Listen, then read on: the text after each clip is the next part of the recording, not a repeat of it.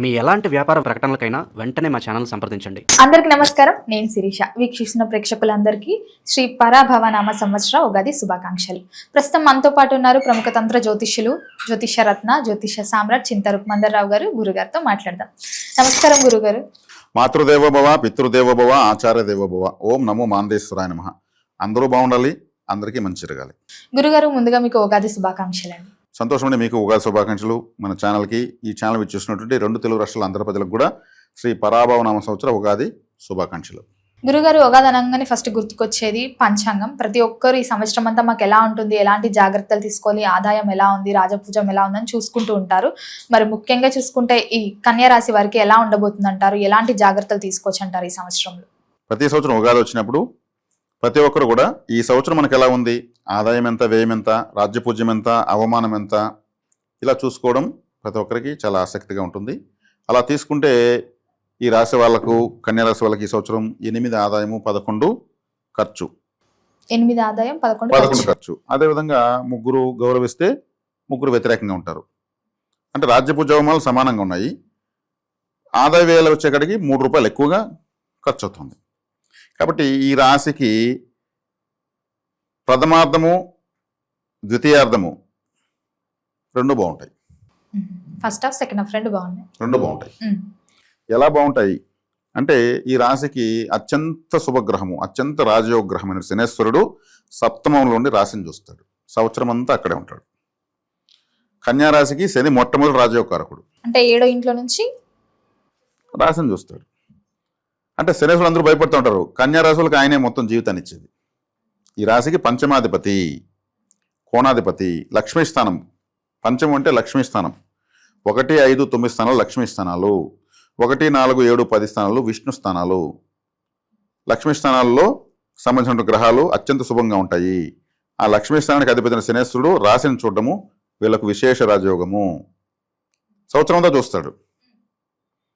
మరి 10వ స్థానంలో గురువు ఉన్నాడు. 10వ స్థానంలో గురువు ఆయన జూన్ తర్వాత 11వ స్థానంలోకి వస్తున్నాడు. 10వ స్థానంలో గురువు ఏ ఫలితాన్ని ఇవ్వడు. అంటే సాధారణంగా ఉంటాడు, లాభం లేదు నష్టం లేదు అంటుంటాడు. 11వ స్థానంలో ఉచ్చ స్థితిలోకి వస్తున్నాడు జూన్ నుంచి. అప్పుడు ద్వితీయార్థం ఇంకా అడిషనల్గా ఫలం వచ్చినట్టే. శనిగ్రహం కూడా వక్రిస్తూ ఉంది, కానీ గురువు చూస్తాడు. శని మీనంలో ఉన్నాడు. మీన రాశ్యాధిపతి గురువు మళ్ళీ ఉచ్చస్థితి బట్టి మళ్ళీ శని చూస్తాడు. కాబట్టి విశేషమైన రాజయోగము. ఆ రాశ్యాధిపతి మళ్ళీ చూస్తున్నాడు. అంటే ఒక అద్దం ఉందంటే అద్దం మనం టార్చ్ చేస్తామైంది తలుక్కుని మెరుస్తుంది. అద్దం ఆల్రెడీ మెరుస్తూ ఉంటుంది, దాని మీద మళ్ళీ టార్చ్ చేస్తే ఇంకా మెరుస్తుంది అంతే. కాబట్టి 6వ ఇంటి రాహు ఉన్నాడు. డిసెంబర్ వరకు అద్భుతంగా ఉన్నాడు రాహు. 6వ ఇంటి రాహువు సూపర్. ఆయన మళ్ళీ 5వ ఇంటికి వస్తాడు, అంటే లక్ష్మీ స్థానానికి వస్తాడు. గురువు చేత చూడబడతాడు. రాహువుని గురువు చూస్తాడు, శని గురువు చూస్తాడు. గురువు ఉచ్చస్థితిలోకి వస్తున్నాడు. కేతు కూడా డిసెంబర్ నుంచి లాభంలోకి వెళ్తున్నాడు. ఇంకేం కావాలి వీళ్ళకు? ద్వితీయార్థం బాగుంది, ప్రథమార్థం బాగుంది. అంటే అన్ని వర్గాల వాళ్ళకు, పిల్లలకు, యువకులకు, వివాహితులకు, వివాహం కాని వాళ్లకు, అయిన వాళ్లకు, వ్యవసాయదారులకు, రాజకీయ నాయకులకు, చేతి గుర్తుల వాళ్లకు, విదేశాల్లో ఉన్న వాళ్ళకు అందరికీ బాగుంది. ఎందుకంటే ప్రధాన గ్రహాలు పర్ఫెక్ట్గా సెట్ అయిన రాశిది. ఇంకా మిగిలిన గ్రహాలు ఉంటాయి, ఇవే ప్రధాన గ్రహాలు ఎంత బాగున్నప్పుడు వీటి మధ్యలో, వీటి చూపుల్లో, వీటి కలయికలు తిరుగుతుంటే అవి కూడా శుభఫలితాలు ఇస్తాయి. ఒకవేళ అశుభాన్ని ఇచ్చే స్థాయిలోకి వచ్చినా ఈ ప్రధాన గ్రహాలు బలంగా ఉన్నాయి కాబట్టి అది అంతగా పనిచేయదు. కాబట్టి కన్యారాశి వాళ్ళకి ఎక్స్ట్రాడినరీగా ఉందని చెప్పచ్చు. కాబట్టి శని 7వ ఇంటి వాడు, సప్తమ శని అశుభం అనేది కాదు. ఈ రాశికని 5వ ఇంటి వాడు. ఈ రాశికి ఇబ్బంది పెట్టేటువంటి గ్రహాలు కూడా అనుకూలతలకు రావడం శుభపరిణామం. గురుగారు, మరి ముఖ్యంగా ఈ సంవత్సరంలో విద్యార్థులకు ఎలా ఉందంటారు? మరి చతుర్థాధిపతి వీళ్లకు లాభంలో ఉచ్చస్థితికి వస్తున్నాడు కదా. చతుర్థాధిపతి లాభంలోకి ఉచ్చస్థితికి వస్తున్నప్పుడు విద్యార్థులకు అనుకున్న మార్కులు రావడము ఇవన్నీ జరుగుతాయి. ప్రథమార్థంలో శనేశ్వరుడు లగ్నం చూస్తున్నాడు, రాశిని చూస్తాడు. రాశిని చూసి శని ఏం చేస్తాడు? ఎఫర్ట్ పెట్టనిస్తాడు. మంచి ఫలితం శని ఇచ్చినా ఎఫర్ట్ పెడతాడు, చెడు ఫలితం ఎఫర్ట్ పెడతాడు. శనేశ్వరుడు ఎక్కడుంటే అక్కడ ఎఫర్ట్ ఉంటుంది. ఎవరికైనా, ఏ రాశికైనా, ఏ నక్షత్రంకైనా శనేశ్వరుడు ఎక్కడ తిరుగుతాడు అంత ఎఫర్ట్ వస్తూ ఉందని అర్థం. శనేశ్వరుడు చూస్తున్నాడు కానీ ఎఫర్ట్ చూస్తుందని అర్థం. ఎఫర్ట్ పెట్టింది ఎవరికి ఏమొస్తుంది? No pain no gain. అది శనేశ్వరుడు యొక్క కొటేషన్. కాబట్టి బాగా ఎఫర్ట్ పెడతారు. ఈ రాశి శుభగ్రహం కదా, అందులో పంచమాధిపతి. కాబట్టి మంచి ఎఫర్ట్ పెడతారు. ద్వితీయార్థంలో గురువు లాభంలోకి వస్తున్నాడు, చతుర్థాధిపతి లాభంలో వచ్చేసుకుంటూ మంచి రిజల్ట్ తీసుకుంటారు. మళ్ళీ శనిని చూస్తాడు. ఇంకేం కావాలి వాళ్ళకు? కాబట్టి విద్యార్థులు బాగున్నాయి. అవివాహితులకు వివాహం యోగం ఉంది. కానీ ఈ వివాహ విషయంలో బాగా ఖర్చు అయిపోతుంది. ఎందుకంటే భార్యాన స్థానంలో శని ఉన్నాడు, ఎఫర్ట్ కదా. శని ఏం చేస్తాడు? శుభకార్య మూలకంగా ఖర్చు పెట్టించేస్తాడు. దానికి కావాలని ఫండ్ గురువు వచ్చి ఇస్తాడు, ఇబ్బంది ఏం లేదు. ఖర్చు పెట్టేసినా మళ్ళీ వీళ్ళకి రికవర్ అవుతుంది. ఇప్పుడు వీళ్ళు ఖర్చు పెడతారో ఆ పెళ్ళైన తర్వాత వీళ్ళకి బాగా కలిసి రావడం స్టార్ట్ అవుతుంది. లక్ష్మీ స్థానాధిపతి కదా చూస్తున్నాడు. కాబట్టి అవివాహితులు కూడా బాగుంది. గురుగారు ముఖ్యంగా విదేశీ యోగం ఉందంటారా మరి ఈ రాశి వారికి? విదేశీ యోగము వీళ్ళకు ఉందనే చెప్పచ్చు. ఎందుకంటే రాహువు ప్రథమార్థం మొత్తం 12వ స్థానం చూస్తాడు. 6వ ఇంట్లో ఉంటే 12వ స్థానం చూస్తారు. మళ్ళీ ఆయన 5వ ఇంటికి వస్తాడు. 5వ ఇంటికి వచ్చేప్పటికి గురువు చూస్తాడు. అంటే 11వ స్థానము విదేశాలను సూచిస్తుంది. 11, 12 స్థానాలు చూస్తాయి. అంటే 12వ స్థానం విదేశాలకు సంబంధించింది. 12వ స్థానానికి మళ్ళీ 12వ స్థానం 11. వ్యయాత్ వ్యయము భావాద్భవ కాన్సెప్ట్లో వ్యయాత్ వ్యయం 11. కాబట్టి 11, 12 స్థానాలు విదేశాలను సూచిస్తాయి. అక్కడ గ్రహాలు కంఫర్ట్గా ఉన్నాయి. కాబట్టి విదేశీ యోగాలు బ్రహ్మాండంగా ఉంది. మంచి అవకాశాలు వస్తాయి. ఈ రాజకీయ రంగంలో ఉన్న వారికి, సినీ రంగంలో ఉన్న వారికి ఎలా ఉంటుందంటారు? సినీ రంగంలో ఉన్న వాళ్ళకు, రాజకీయ రంగంలో ఉన్న వాళ్ళకు తీసుకుంటే, రాజకీయము అంటే ఇక్కడ వచ్చేకాడికి ఈ రాశి ఉత్తరా నక్షత్రంతో ప్రారంభమవుతుంది.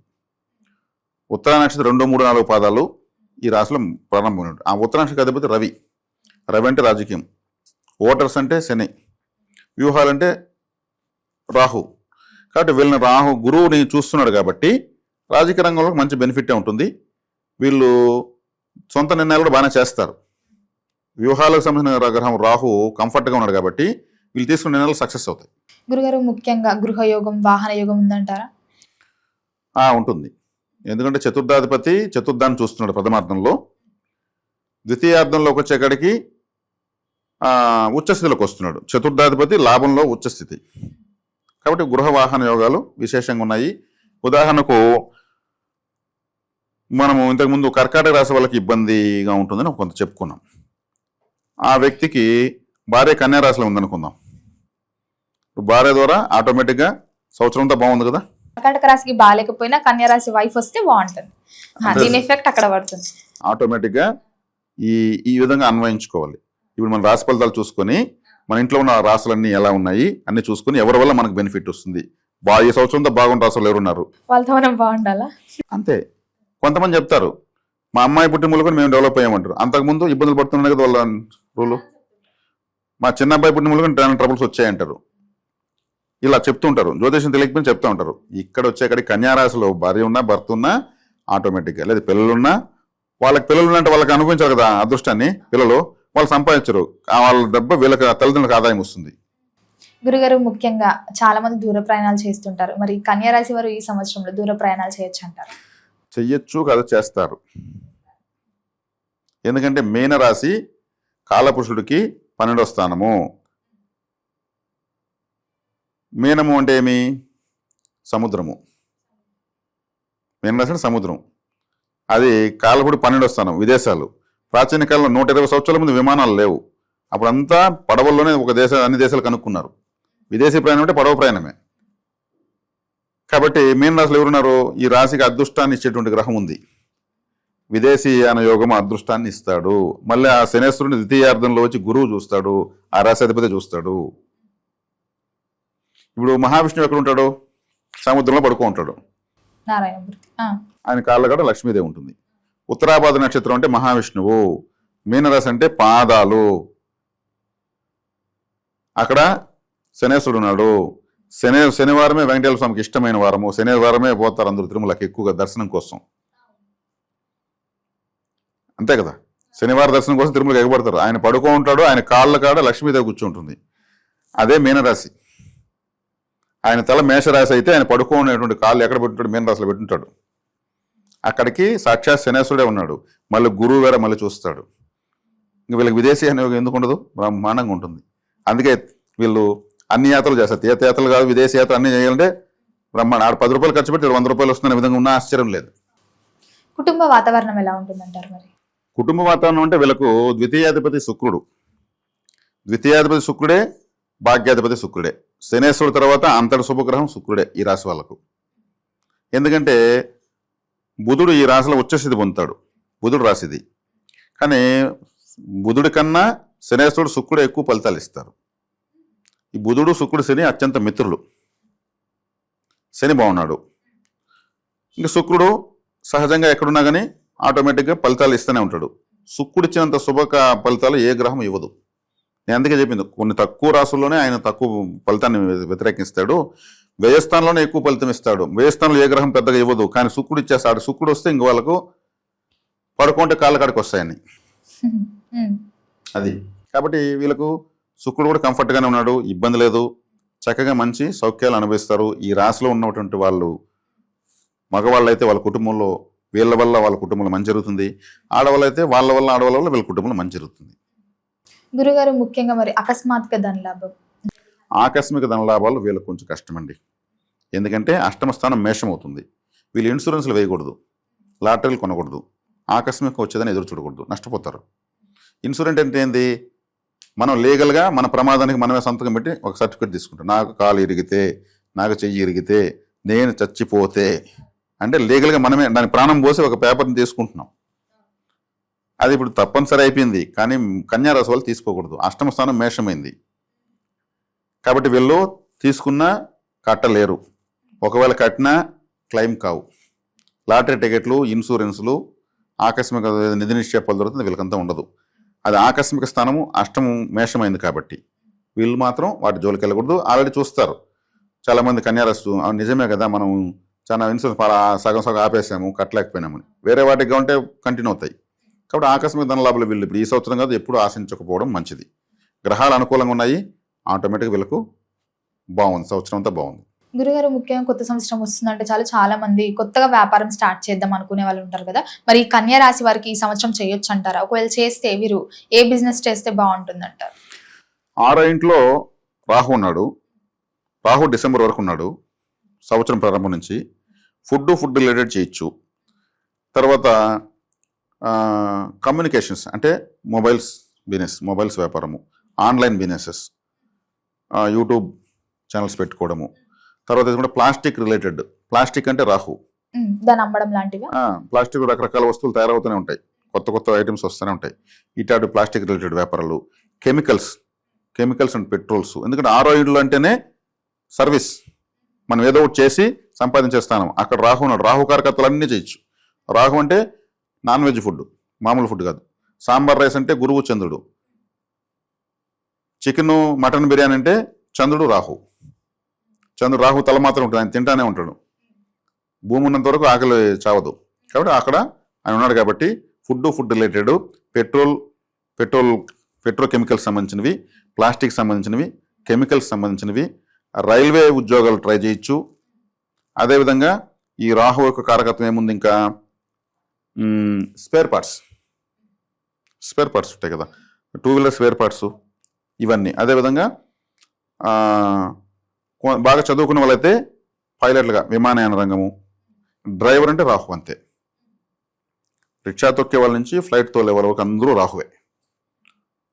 డ్రైవర్ అయితే రాహు బాగుంటే డ్రైవర్ అవుతలేదు కారు. అంటే ఆ ప్రభావం ఎక్కువ చూపించే వాళ్ళకి ఈ ఫీల్డ్ లో ఉంటారు. రాహు బాగలేకపోతే డ్రైవర్ ఫీల్డ్ పనికిరారు, యాక్సిడెంట్ అయిపోతాయి. కాబట్టి 6లో రాహు ఉన్నాడు, 6లో రాహు దిగ్బలాన్ని పొందాడు. ఆటోమేటిక్ రాహు కారకత్వంలో ఎక్కువ. వీళ్ళు బెట్టింగ్లు ఆడితే కూడా కొంత డబ్బులు వస్తుంది, కానీ మనం ఎంకరేజ్ చేయకూడదు. రాహు బెట్టింగ్లు కారకుడు అవుతాడు, తప్పది చేయకూడదు, అడ్డబడి పోదండి. ఇది ఏదైనా ఉంటే కూడా వీడియోలో కట్ చేసేయండి. గురుగారు ముఖ్యంగా మరి చూసుకుంటే రైతులకు ఎలా ఉంటుందంటారు ఈ సంవత్సరంలో? రైతులు అంటేనే మనకు శ్రామిక గ్రహము శనేశ్వరుడు లగ్నాన్ని రాశిని చూస్తున్నాడు. శ్రమ పడడము, ఎఫర్ట్ అంటే శనేశ్వరుడు అని చెప్పాను కదా నేను. అంటే రైతులు ఎప్పుడు సృష్టి ప్రారంభించి ఎఫర్ట్ పెడుతూనే ఉంటారు, వాళ్ళు పెట్టి ప్రపంచానికి అన్నం పెడుతున్నారు. ఆ శ్రమకు శ్రామికులు, కార్మికులు, ఏ ఫ్యాక్టరీ ఉందంటే మకర రాశి వాళ్ళు ఎక్కువ ఉంటే ఆ ఫ్యాక్టరీ అద్భుతంగా డెవలప్ అవుతుంది. ఏదైనా ఒక సంస్థలో మకర రాశి వాళ్ళే మేము చేర్చుకుంటామని చెప్తే, మకర రాశి వాళ్ళని చేర్చుకుంటే ఆ కంపెనీని 10 సంవత్సరాలకి ఎంత డెవలప్ అవుతుందో అంత డెవలప్మెంట్ని వీళ్ళు 2-3 సంవత్సరాలు డెవలప్ చేస్తారు. వాళ్ళు ఇచ్చిన డబ్బు కన్నా ఎక్కువ పనిచేస్తారు మకర రాశి వాళ్ళు, హానెస్ట్గా పనిచేస్తారు, వాళ్ళ సొంత కంపెనీ అనే విధంగా పనిచేస్తారు. కాబట్టి మకర రాశి వాళ్ళని ధైర్యంగా పెట్టుకోవచ్చు, ఏ కంపెనీ ఉన్నా. చెప్పిన దానికన్నా ఎక్కువ చేసేస్తారు, మామూలు జీతమే తీసుకుంటారు మళ్ళీ. గురుగారు ఇప్పుడు మనం కన్యా రాశి గురించి మాట్లాడుతున్నాం కదా, మరి మకర రాశి వాళ్ళ అంటే మకర రాశి అనే దానికి అధిపతి శనేశ్వరుడు, బాగా పనిచేస్తారని చెప్పాను. ఆ శనేశ్వరుడు వీళ్ళు కన్యా రాశిని చూస్తున్నాడు. అచ్చా, అర్థమైంది. కాబట్టి రైతులకు బాగుంటుంది. ఎఫర్ట్ రైతులే పెడతారు, రైతుల ఎఫర్టే అందరూ తింటున్నారు, రైతుల ఎఫర్టే తాగుతున్నారు అందరూ. ప్రపంచానికి ప్రధానమంత్రులు ఎవరంటే రైతులే ప్రపంచానికి. అందుకే రైతే రాజు అనేటువంటి నినాదం వచ్చింది. జై జవాన్ జై కిసాన్ అనే మాట వచ్చింది అందుకే. కాబట్టి ఈ రాష్ట్రంలో రైతులకు బాగుందని చెప్పడం కోసం చెప్తున్నా. సరే గురుగారు, మొత్తం మీద చూసుకుంటే మరి ఈ సంవత్సరం అంతా వీళ్ళు ఏ దైవాన్ని పూజించమంటారు, ఎలాంటి పరిహారాలు చేసుకోవచ్చు? మామూలుగా నేను ప్రతి రాశికి ఏం చెప్తున్నా అంటే 2వ స్థానాన్ని బలపరచుకోవాలి అంటున్నాను. వీళ్ళకి 2వ స్థానము తులారాశి. తులారాశి అంటే శుక్రుడు అధిపతి. శుక్రుడు అంటే సాక్షాత్ లక్ష్మీదేవి ఆరాధన. లక్ష్మీదేవికి స్వయంభూగా ఉన్నటువంటి ఆలయాలు కొల్హాపూర్ లక్ష్మీదేవి, తిరుచానూరు పద్మావతి అమ్మవారు, శ్రీరంగంలో రంగనాయకులు రంగనాయకి అమ్మవార్లు. ఈ ఆలయాలకు వెళ్ళి దర్శనం చేసుకొని ఒక నైట్ నిద్ర చేస్తే నెగిటివ్ అంతా క్షేత్రం లాగేస్తుంది, పాజిటివ్ లోడ్ అవుతుంది. అందుకే పుణ్యక్షేత్రం నిద్ర చేయాలనేది. ఎందుకంటే మనం అక్కడ పెట్టి తలబెట్టి నిద్రపోతాం, మన చెడ్డంతా లాగేస్తుంది క్షేత్రం. కాబట్టి వీళ్ళకి ఈ తరచూ ఈ ఆలయాలకు వెళుతూ ఉంటే శుక్రవారం రోజు మరీ ముఖ్యంగా వీళ్ళకి సంపత్కరంగానే ఉంటుంది, చక్కగా చేసుకోవచ్చు. గురుగారు, మొత్తం మీద ఈ సంవత్సరంలో కన్యా రాశి వారికి ఎలా ఉండబోతుంది, ఎలాంటి జాగ్రత్తలు తీసుకోవాలో తెలియజేసినందుకు ధన్యవాదాలు. ధన్యవాదాలు.